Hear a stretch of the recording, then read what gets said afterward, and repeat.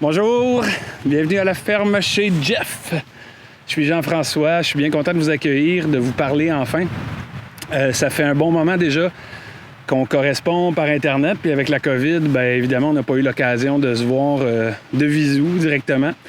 Fait que j'avais envie de faire cette petite vidéo-là pour vous montrer un peu le projet. Alors, ce qu'il faut comprendre, c'est qu'ici, on est sur un terrain qui est d'abord une ferme équestre qui appartient à ma copine, Mélissa. Et il y avait ce petit bout de terrain-là.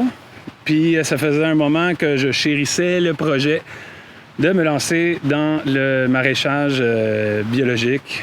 Donc, pour l'instant, je n'ai pas la certification, mais je travaille sans intrants chimiques, sans rien de synthèse, évidemment sans OGM. Donc, de façon la plus respectueuse possible de la terre. Et donc, c'est ma première année de production. Vous êtes en quelque sorte mes cobayes. Et ça me fait bien plaisir de contribuer à nourrir vos familles cet été.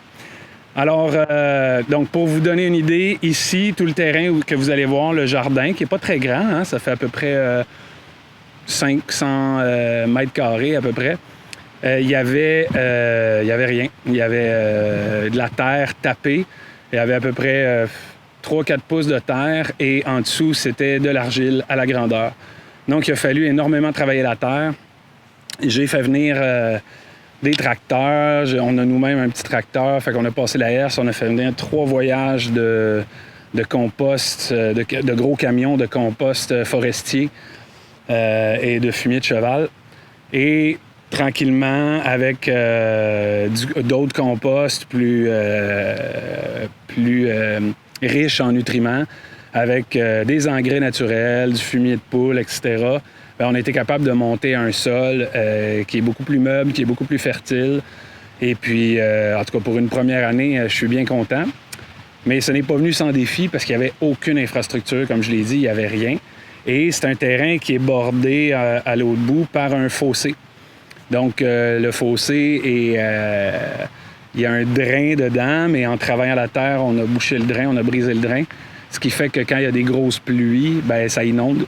Et là, j'ai perdu, par exemple, un rang de mes haricots à cause de ça. Donc, beaucoup de défis. Il y a eu beaucoup d'évasion d'insectes. Vous pouvez voir ici, c'est les courgettes. Il y en avait 25. Et là, on en a plus qu'une dizaine là, qui ont péniblement survécu. Les concombres ont tous péri aussi. Donc, faites-vous-en pas. Il y a la ferme des 4 chemins à Sorel qui m'aide pour m'aider à vous fournir cette année, qui va me backer puis vous fournir des bons concombres qui, eux, sont certifiés biologiques. Mais de mon côté, donc, c'est ça. On a eu la chrysomèle du concombre qui s'est pointée, qui a affecté les zucchinis, les concombres et qui s'était attaquée aussi à la courge spaghetti. Heureusement, elle, on a eu le temps de la mettre sous moustiquaire avant que ça aille trop loin.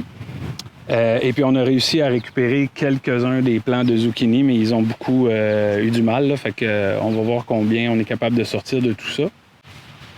Alors, si on fait le tour des cultures, bien, je vous invite à me suivre. Je vais vous montrer rapidement le jardin et puis tout ce que ça a impliqué. Donc, les différentes cultures que j'ai décidé de vous proposer cette année. Bien, si on commence là-bas, à la droite complètement du champ, il y a, on les voit un peu, là, les poivrons.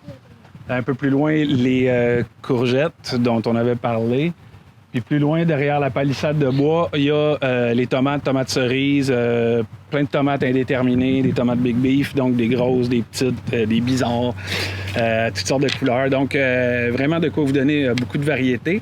Ensuite, les plantes qui sont en feu là, complètement, c'est des courges spaghetti. Fait que ça, on devrait en avoir beaucoup.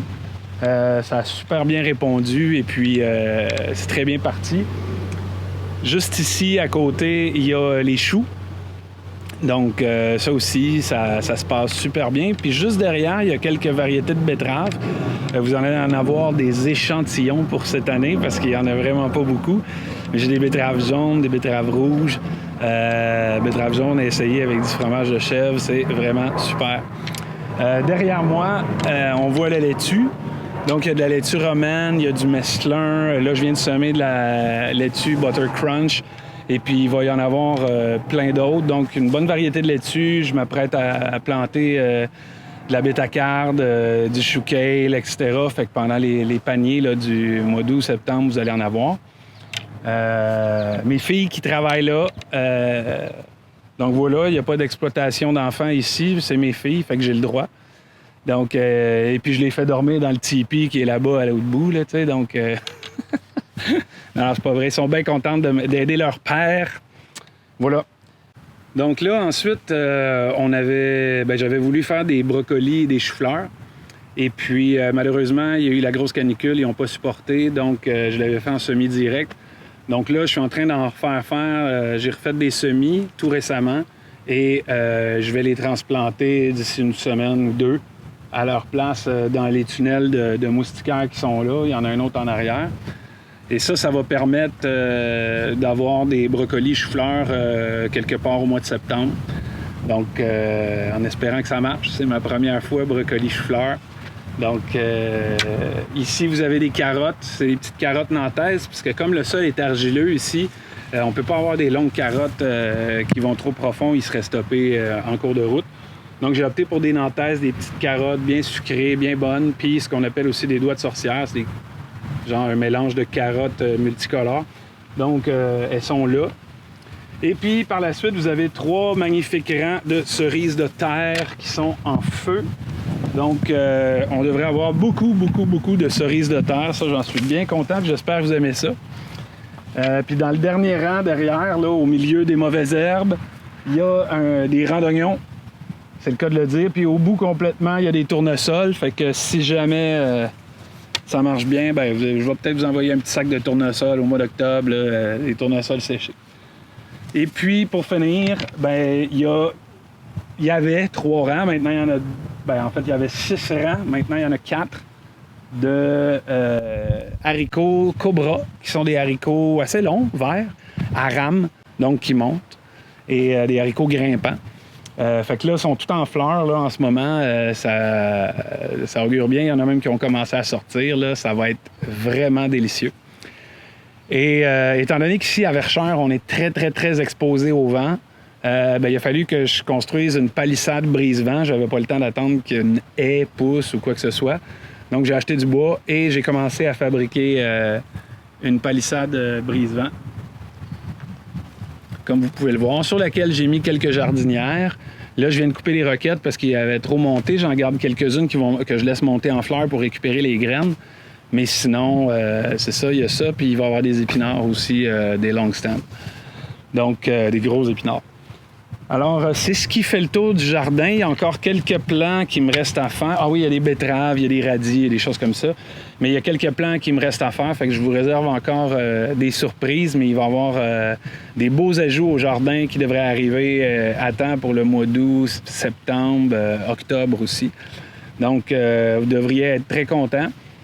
Et s'il y a quoi que ce soit, appelez-moi, ça va me faire plaisir de venir de répondre à vos questions, etc.